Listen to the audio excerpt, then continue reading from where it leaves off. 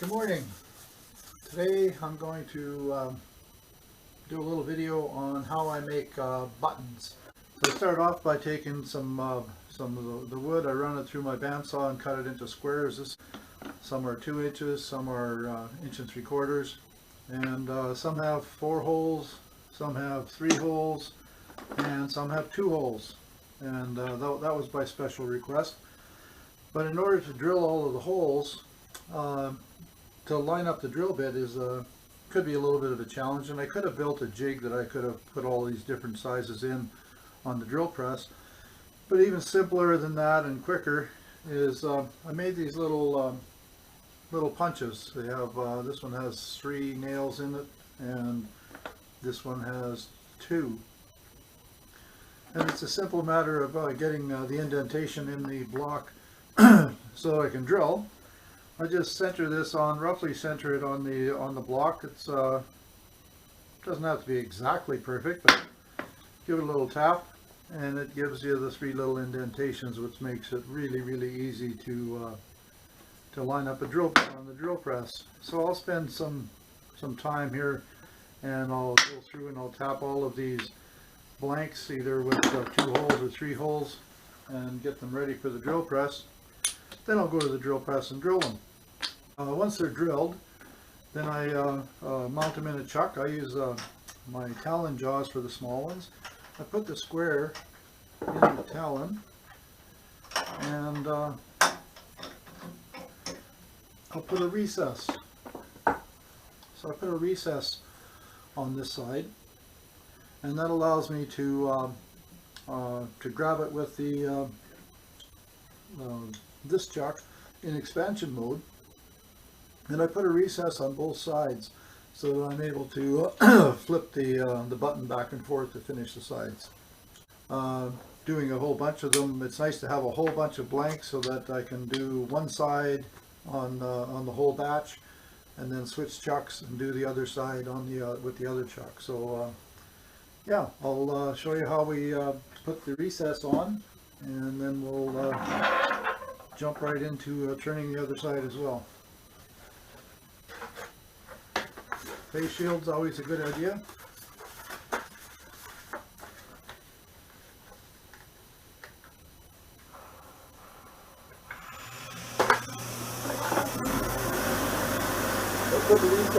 Put the recess on using this little tool here for its ground, so that it will give me the dovetail that I need to match my other chuck.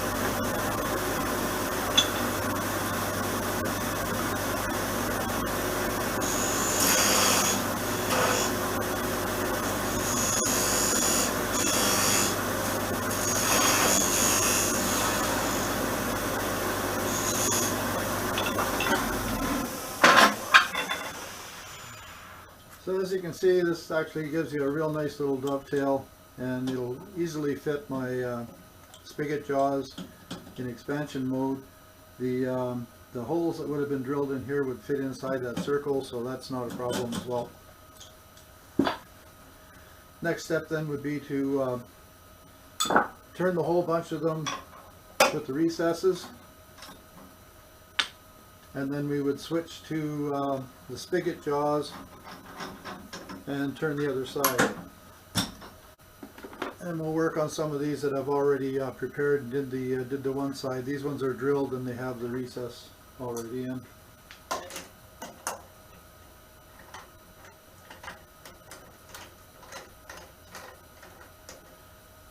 This doesn't have to be held super tight on here. If you put it too tight with the small amount of material that's on here, there is a risk of having too much pressure and it'll pop off.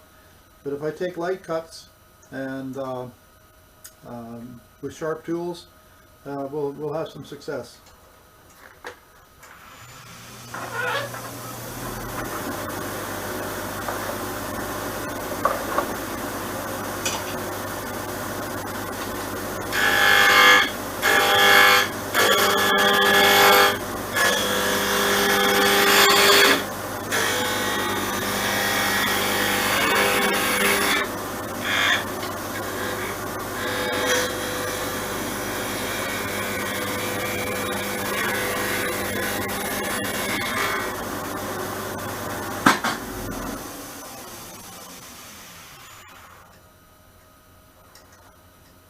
looks nice off the tool. That's the maximum diameter I can get. Looks good. I'll just face off the front to get rid of the grooves.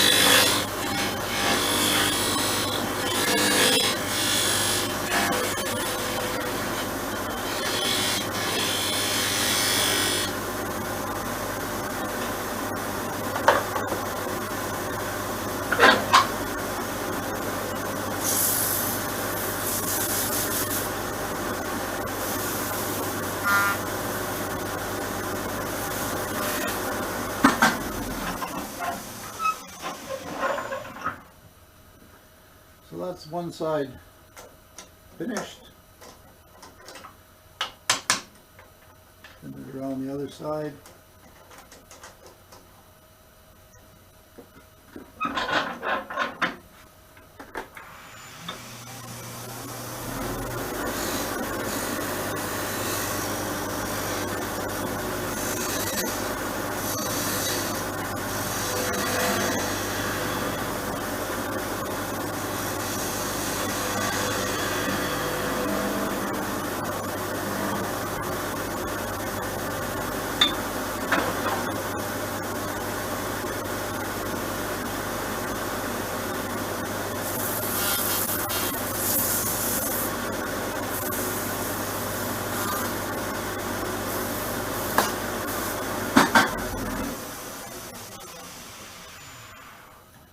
And there we have it. One little button. I'll sand it up a little bit more, but basically that's how I make some buttons. I make these as well as shawl buttons for the knitting and crocheting people. The only difference being is I would probably take this down to half the thickness so that it would look nice as a shawl button on a sweater or a knitted garment, and go from there. Today I've got a new project that's going to be a hit with the quilters and the people that do a lot of small patchwork sewing. It's called a seam roller. Apparently, when they're putting their pieces of material together and they sew a seam, they like to be able to press the seams flat, which means they have to get up and go to an ironing board and iron their seams. And this little tool is an aid so that they can do it right at their table, very simply. Flatten the seams, and perhaps they can do several seams at one time so that when they do have to go to an ironing board, they have lots of things to iron. This particular one, this design has been an evolution. I've made some out of recycled HDPE. I've tried a few different handle designs. I had some quilters actually do some beta testing, and they gave me the hints that the handles were too big or too long or too short, and I've come up with this design. It's about 6 or 8 inches long overall. It has a wheel. It's all wood. There's no metal parts in it, and yeah, so we're gonna make a few of these today. I'm not going to show the turning of the wheel. That's pretty straightforward. It's just about a 2-inch block. Put a recess on either side so you can turn it back and forth. One of the key important features of this particular tool is the corners here have to be rounded. They can't be square or sharp because apparently that will bruise the fabric or make a mark on the fabric. And this has to be radiused with the slightest hint of a high spot or a point, and that's probably where they would run this roller right down the middle of their seam. So that's the feedback from the quilters that have expressed what they need in their tool. So that's what we built. So I won't be showing us turning this. What I will do though is show how I made the handles. I make the handles, start off with a block of wood about 1 inch square, and I glue on 2 struts, which will end up being the side pieces that hold the wheel. And after the glue is set, this wheel will fit in. I'll have to mark off and drill the axle hole, and I make my own axles out of a piece of, I usually use oak because it's a nice hard wood, takes wax well. I'll be turning one of these in this demonstration as well. I put a little end on it to just a little end cap, and I try and decorate the little end cap a little bit. When I turn this piece, I turn this so that I can get a nice profile on the handle. This prototype that I made, I didn't turn it. I did it on the sand. I turned this piece, but then I sanded these parts here, trying to understand how to get the profile nicely shaped. This particular one, I turned on the lathe. And in order to turn it on the lathe, I had to be a little bit creative. To try and turn this piece with, I don't have a spindle that would fit in here to turn it on. So what I ended up doing was taking a piece of double stick tape, putting it on the base, making this little block, and now I can put the block in on the headstock and hold it with the tailstock, and I can turn it like this, which allows me to turn a nice little profile and finish the handle. So I'll show how that's been done too. Alrighty, we'll reset the cameras and we'll come back when we're ready to do some turning. Okay, we're back.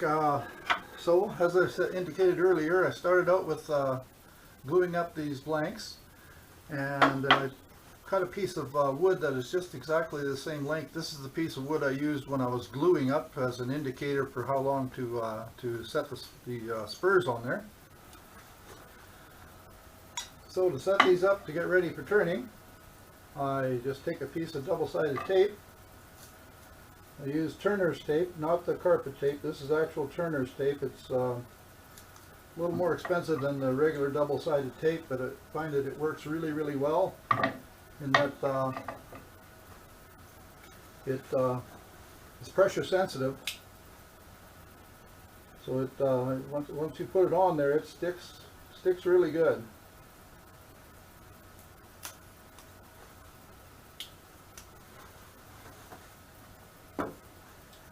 So again, I lay this down on something flat.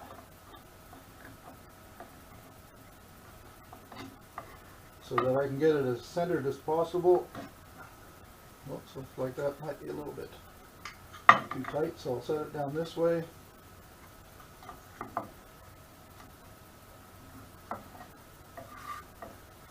And when I set this up on the lathe, it's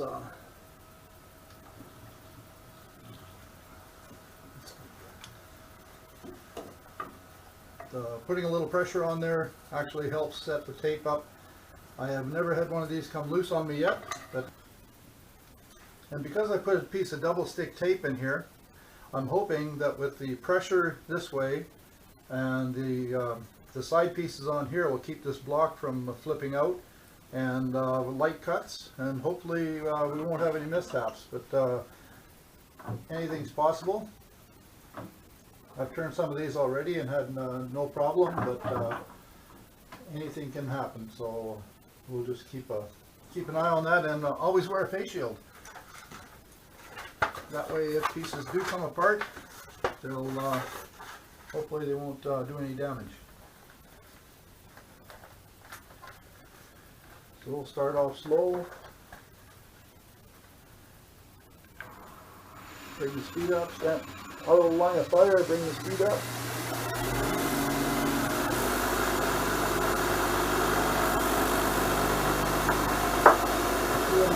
Do a marking on the end of the handle.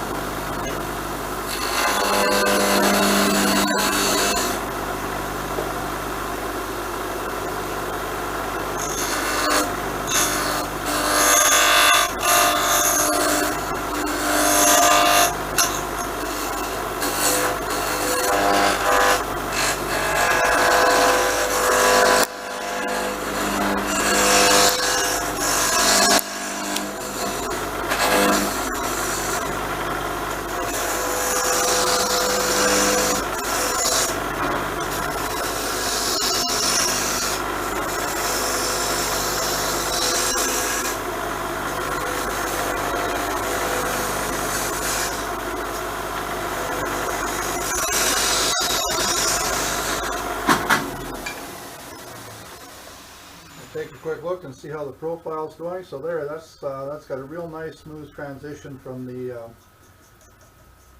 legs that are going to hold the wheel. Nice smooth transition into the handle. I think I'll shape this handle a little thinner here and maybe put some burn lines on and go from there. Turning it on the lathe allows me to get a nice little radius edge on here. It's a lot more consistent than doing it on a sander, but looks like this little setup's going to work.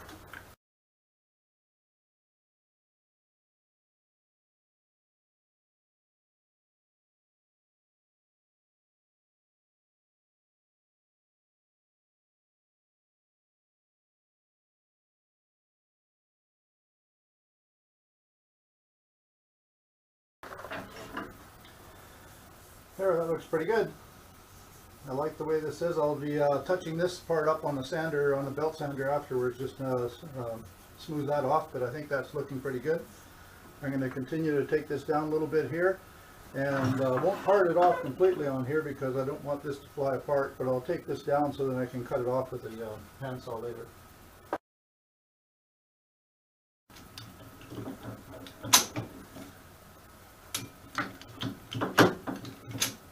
There we go. So I can just take my handsaw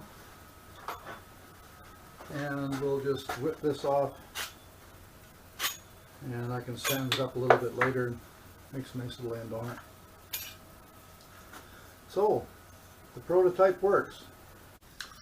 Okay, so I've managed to drill the handles out, and there's about 1/8 of an inch clearance with the hole lined up in there so the wheels will spin freely.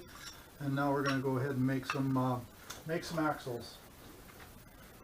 And I start making the axles out of a piece of oak. This one here is about I don't know, 5/8 of an inch square. Just happened to be a piece that I have laying around. Now I'll chuck it up in my #1 jaws here. Primary reason is to get a tenon on here. The pin needs to be long enough to go through. The axle has to be long enough to go through so it protrudes on both sides of the handles, and then I can cut them off if I need to be. So I'll just put a little bit of a mark on here so I know about how long to make the axle.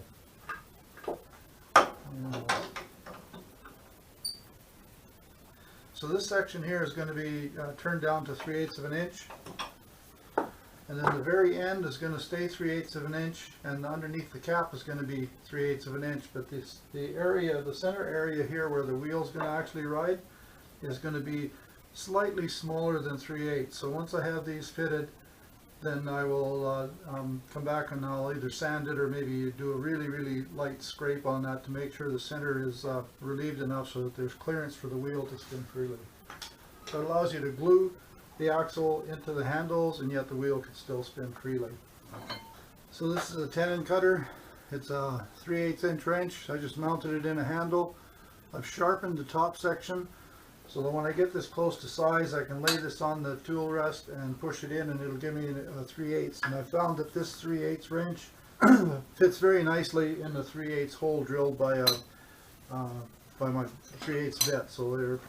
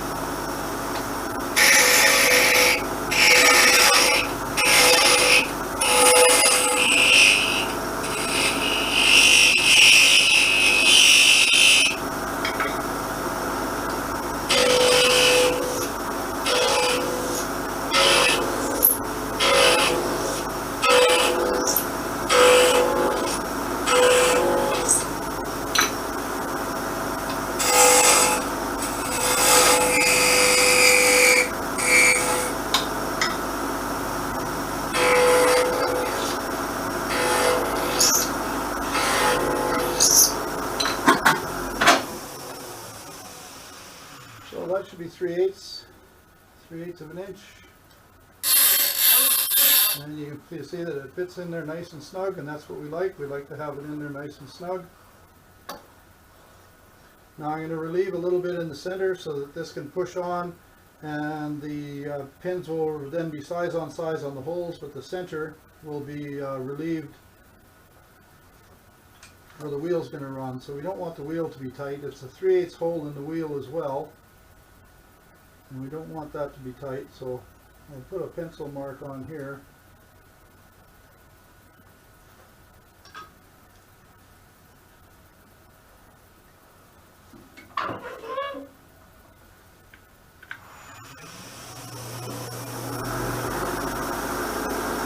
Leave a little bit in between there.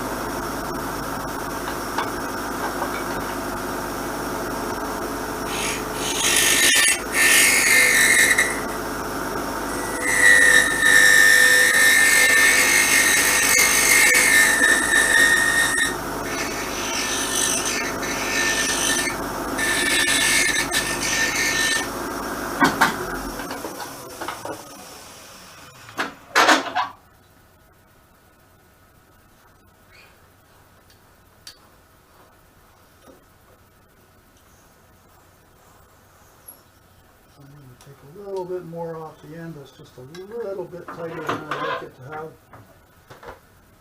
Because we are going to glue these in, so they just need to have a nice slip fit.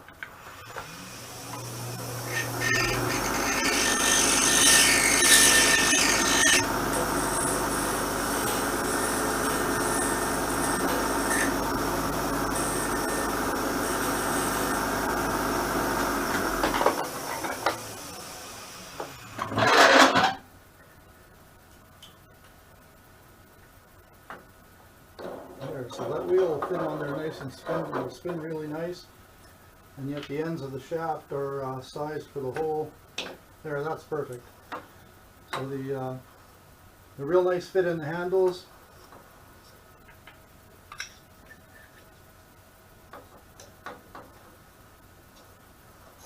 And yet the wheel will spin freely. So these are glue in real nice, and the wheel will spin freely, and it's pretty well centered, so that looks great.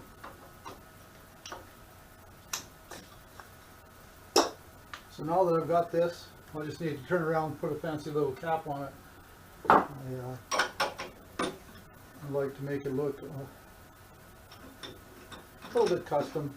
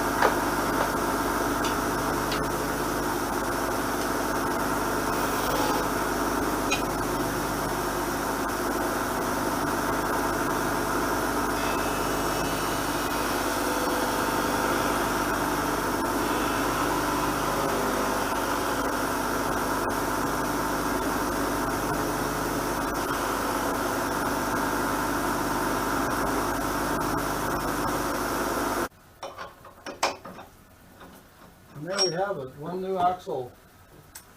So the axle will fit in here nice and snug and through the handle, and it will fit through the wheel.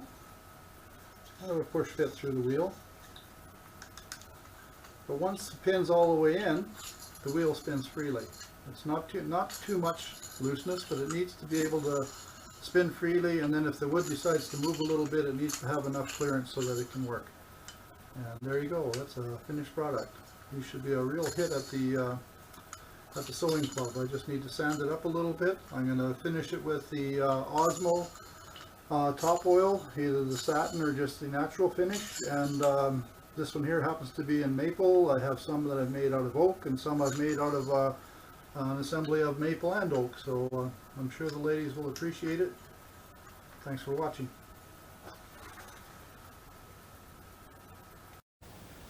One of the items that has been in development over the last couple of years, some of the members from the Edmonton area I think have purchased these from me. It's an embroidery stand. This particular design evolved based on input from needle crafters that were actually doing embroidery. The little bar across the top here sandwiches your embroidery ring. It can be up to whatever size you need it to be, and clamp in to the top. The legs on this can be clamped down to a table. They'll fold up to make it easy for transport. You can sit on them as like a sit stand. And some of the input from a lot of the embroidery people were telling me that they needed the ability to do some stitching on the top, and then they needed the ability to do something on the bottom. So you can loosen this adjustment here and it'll spin the embroidery work upside down. That apparently is a feature that a lot of the people wanted to have on an embroidery stand. It's adjustable forward and backwards. It's adjustable up and down. And because it has two of these round shafts on here, it's also adjustable in and out, in addition to being able to swivel upside down and back up. Again, I make these to order. This is the last one I have in stock at the moment. However, I can make them, and I will make them to order. So this image shows an assortment of needlecraft tools, laying tool forms. Here's a beading bowl used for quickly loading beads onto a beading needle. It can be used right-handed or left-handed.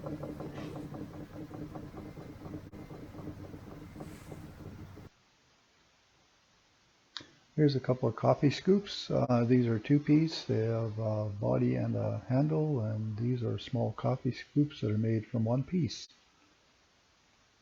Here's a crochet hook storage box with a threaded lid.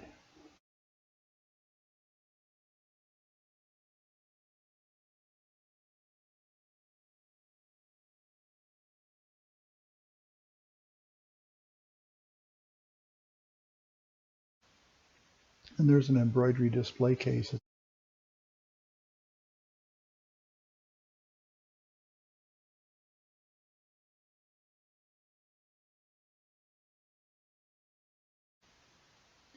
And for the knitters, there's some jumbo knitting needles.